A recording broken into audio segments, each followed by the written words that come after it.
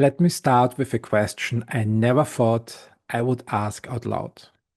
Should humanity cool the planet on purpose? And then Janos Pasztor looked at me and he said, 3 degrees of warming is succulent.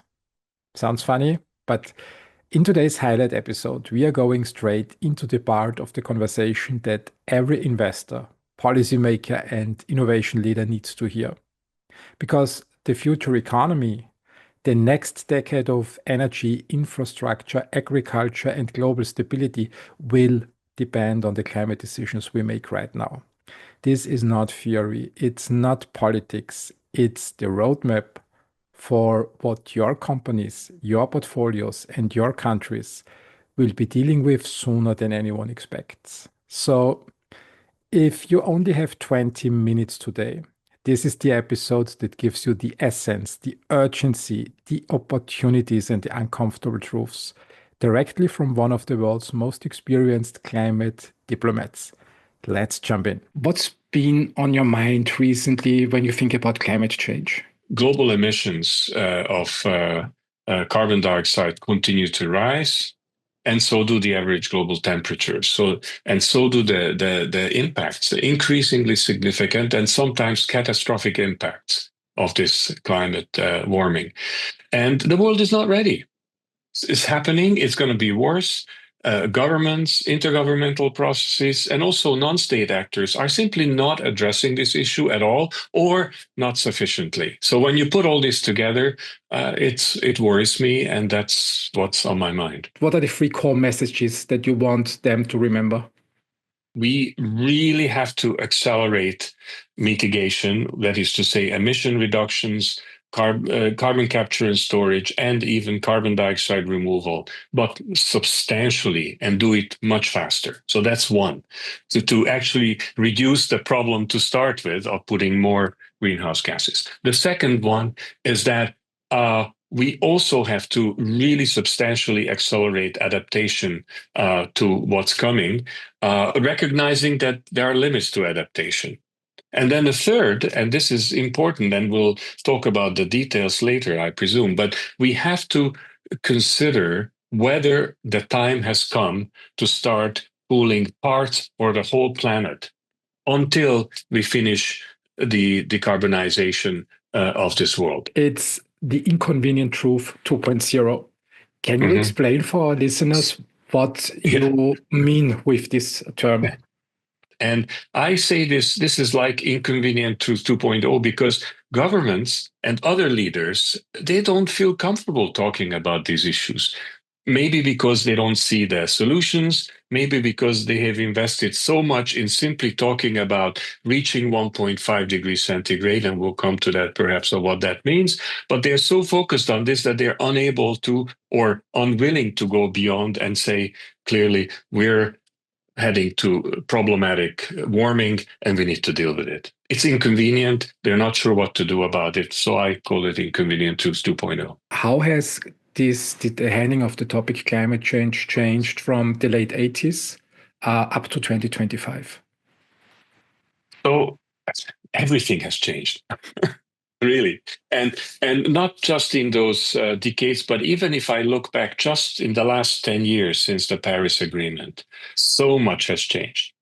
And I think it's difficult to go through everything, but maybe a couple of examples. So let me start with the US, because the US is a key actor. It is still the largest, one of the largest emitters worldwide, and certainly per capita basis, it has the technology, the money. So potentially, it's a super important country. If you look back a little bit to the history, the older George H.W. Bush was the one who signed and got the UN Framework Convention Treaty ratified. So it was a Republican president. Then, some years later, his son, George W. Bush, did not even try to get the Kyoto Protocol ratification in the Senate. They just simply didn't say that they were not going to do that. And I think since the Kyoto Protocol, things have gone quite a bit downhill. Then in this period, we have increasingly visible, strong and effective climate deniers who have an impact. And these climate deniers are well organized and they are well funded. And there's good evidence to this, documented evidence of what is happening. But they have been having a very strong impact. And then we got to the Paris Agreement, which in fact was quite a weak agreement, but it was the best thing we could achieve at that time. And then it gets even worse during the first phase, Trump's first presidency. U.S. leaves the Paris Agreement. Then Biden comes back and makes a real effort to try. And for the first time, actually, America really started doing something positive on to fight climate change. And then comes Trump for the second time. He leaves the Paris Agreement again and really is trying to turn the clock and the history backward. For example, on renewable energy and on coal use and things like that. So this is just the US. And then we have, let's just take another country, China, rather important country, another big emitter. It's the absolute largest emitter as a country, not on a per capita basis.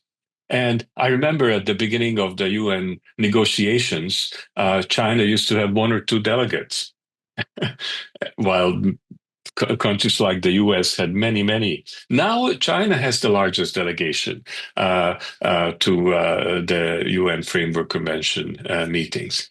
And China has a clear long-term strategy on climate change and is actually implementing that strategy. And it's not perfect. I don't want to put it that way, but it's been in place for some time and they're moving forward and they're implementing it.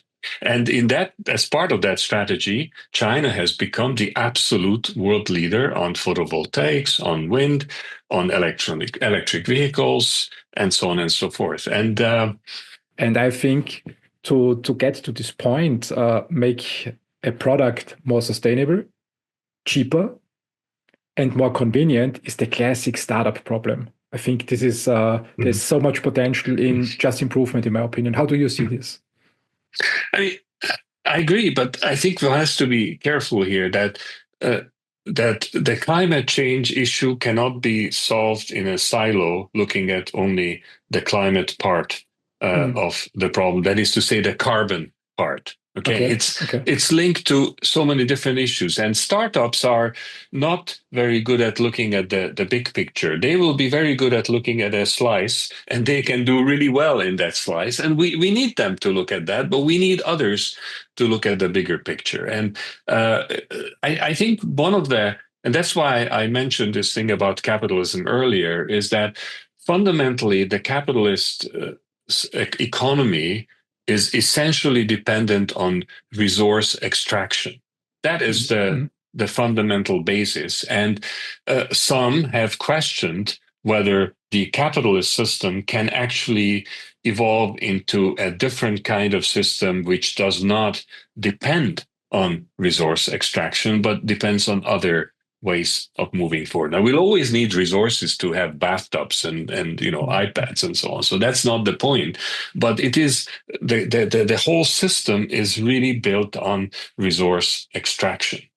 And you see that in even the way today the geopolitical thinking. We have to get the resources of Greenland. We have to ensure that the resources in the Middle East, the oil and the gas, can be controlled by us, whatever the us is. It's the same thing. So this is a real challenge, and this needs some more thinking and I think a separate podcast as well. When we talk about geoengineering, what's the geoengineering? I think it's the right term.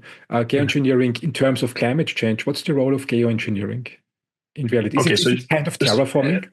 So geoengineering and terraforming are different, but they some part of it can overlap. So geoengineering is basically large-scale intervention in the climate system to make it better.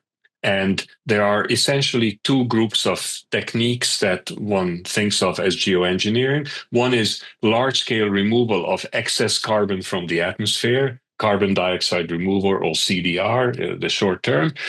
And we already have too much carbon. So there are developments on how to remove that carbon from the atmosphere. The other one is solar radiation modification, or some people call it solar geoengineering. It's essentially to cool the planet, to change the reflectivity, the albedo of the Earth, so that some of the incoming sunlight goes right back into space and therefore cools the planet. There are different techniques of both carbon removal and solar radiation modification. They're quite different. They have different governance challenges. They have different costs, different engagement of private sector. So we have to think about these two as quite different. In fact, they're so different that many have stopped using the term geoengineering altogether because it's not helpful to put them all together. Technology.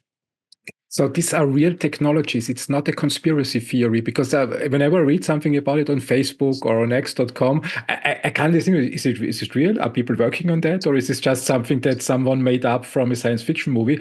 So let me try to address the 4 or 5 points here. First of all, there are people working on all of these technologies in terms of research and development. Nobody is doing actually climate modification through solar radiation modification, other than some of the traditional ground-based methods of white houses and things like that. Nobody is doing any of that. It's only at the research and development phase.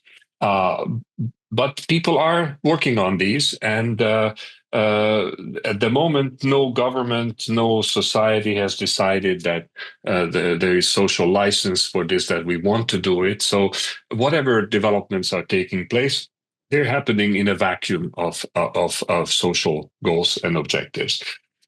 Now, the conspiracy. There is something called contrails. The aeroplanes that they leave the vapor trails. Now, many believe in the conspiracy world that is solar geoengineering, solar radiation modification, and that governments are secretly doing this, not so much to cool the planet, but to reduce population and increase manhood, whatever. It is all kinds of stories. Of course, none of that is true, but there are a lot of people who think about that. Okay, that's very interesting. And now the question with solar radiation modification is, can we do it in a more controlled way? Like a volcanic eruption, because that's also a way for sulfur aerosols to get into the stratosphere. And scientists even measured. There was a 1981 eruption of a volcano in the Philippines, and scientists measured that after that eruption, the global temperature went down by about 0.5 degree for about a year and a half. So that's the same process. So, this is where there is science and research has been taking place over the last few decades on this issue, and scientists are pretty sure that it would work, that it could be done in a controlled way. By controlled way, I mean to develop methods to distribute these aerosols in the stratosphere, the way it would be the ideal diffusion method. Where the problem starts is that we don't know enough about the specific way the global temperature reduction will impact the climate in different situations. What scientists are pretty sure is that you can reduce the global temperature by a certain amount or slow down the growth of temperature, right?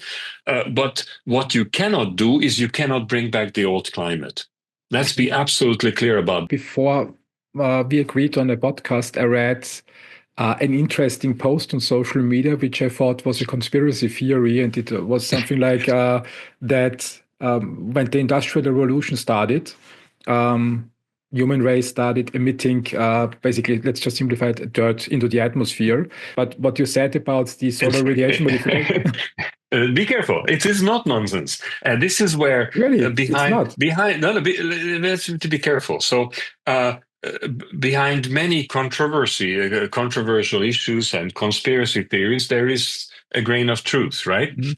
And that's so every human activity that burns fossil fuels results in aerosols that rise up in the atmosphere and have a cooling effect. Oh, Uh, really? Yes, and so in the in the 60s and the 70s, when Europe was faced with, well, not just Europe, many of the industrialized regions of the global north were facing acid rain. Remember that we put scrubbers Yeah. on the power plants, catalytic converters on the cars, which actually remove a lot of this aerosols directly, so it doesn't end up going so much into the atmosphere. And that's what stopped the acid rain. But there is still aerosol production, even in those places which have done a pretty good job of scrubbing. And it's not yet true everywhere else in the world. It's happening, and the local air pollution has to be fixed because people are dying. Millions of people are True. dying, literally. So it has to be done, and it will be done. It is being done.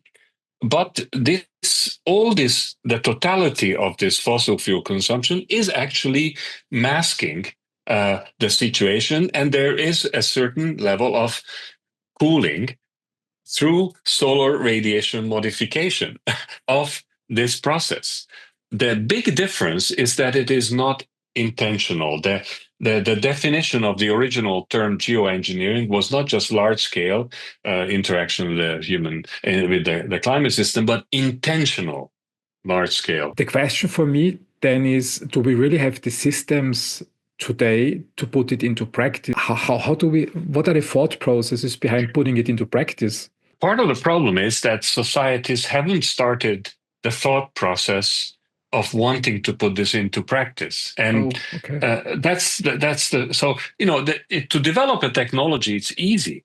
I mean, Mm, we mm. I mean, I don't want to make it too easy. It's not that easy, okay? But it's not an insurmountable problem Mm. to modify an aircraft and build many of such aircraft to spray different kinds of aerosols into the stratosphere on an ongoing basis and set up a monitoring system to make sure that you don't do too much, you don't do too little, and you keep the average global temperature in check. It's not that complicated. What is complicated is to, first of all, accept or not the fact that you want to cool the planet. Mm. And that requires a societal discussion. Now, you can have a private company do something that maybe kickstarts such discussion because something is happening out there. But a private company cannot solve this problem. It can only be solved by societies through some kind of societal action and indeed, eventually, some kind of government action, and in different ways, in different. When I think about the technology that you presented now with stratospheric aerosol injection, um, I think entrepreneurs can do it without government support. Uh, what I wanted to say is that yes, they can develop the technology, of course, but what they cannot do is, if even the SpaceX, or for that matter, the iPhone, these were fantastic, but they were based on developments of basic science and basic uh, understanding of these things that were financed by governments. Mm. And so the role of government is always there, and it's always very important, not necessarily to do things, but to create the conditions where these things can be done. It doesn't mean that governments cannot do things well. I mean, the TGV in France, it happened because the governments wanted to make that happen, and the Shinkansen in Japan is also government involvement, and the same in China. So these things are important. But it's true that focusing on specific issues, the private sector can do well. Now, in terms of solar radiation modification, as I tried to say it earlier, the technology is not the issue. It's actually very cheap, too cheap. In Mhm. fact, it's part of the problem that it would be too cheap to do. There are different analyses, but it seems that you can do a global stratospheric aerosol injection program of the order of reducing the global temperature by a degree for something of the order of the direct cost of about $20 billion annually. Now, 20 Really? billions annually is very cheap in terms of global things. Yeah, yeah, It's yeah, peanuts. yeah. And so, in fact, many say that one of the problems of stratospheric aerosol injection is that it is so cheap that governments might be too tempted to do it without thinking through all the risks, benefits, and governance. Imagine a scenario where one country decides to unilaterally start stratospheric aerosol injection, and another country, let's say equally large, doesn't want that. Okay, so then you could do counter uh, geoengineering, as it's called. You can spray materials into the stratosphere that do the opposite. Is this the kind of world we want to get into? With our technology and with the intergovernmental relations today, do you see the possibility that we go into a bright future as humanity? I absolutely think that it's possible. Again, it's the same as I said before. I wouldn't be here talking about these issues if I didn't think this was possible. Then I would just give up, right? Mhm. But I am convinced that it's possible. Mhm. It's difficult. It's not easy, but I think it's technologically it's possible. Scientifically, it's possible. Politically, it's more difficult, but it is still possible. So let's make sure we find ways to get the job done. And there is no reason why. I mean, I don't think we'll ever achieve a kind of perfect society where there's no problems and there are no issues and It everything would be is boring. wonderful. Well, it would be boring, but frankly, I would prefer the boring one than getting cooked or something. Mhm. But I think it's possible, and I think it is possible to have a future where humanity lives within the boundaries of the Earth system that are real, and within that to be able to provide uh, uh, for needs of society. I was careful not to use the word basic needs because that gets into definitional Mhm. problems, but needs, okay, of society. And uh, we just have to find a way to increase that transition. We are actually going in the right direction, broadly speaking, but not fast enough. And that's where the problem is, that the transition is taking too long. And even if I look at the incredible change in, let's say, photovoltaics, which we discussed earlier, what has happened in the last 20, 30 years on photovoltaics is absolutely remarkable. Uh, but even that is not fast enough. And that's just a small part, a small slice of the pie. We need a much bigger change, and it requires technological solutions where the private sector can have a Mhm. very serious impact, but it requires a societal change. And some of that societal change can be triggered by technology, and some of it requires other things. And we need to work on all those things. But I think it's possible.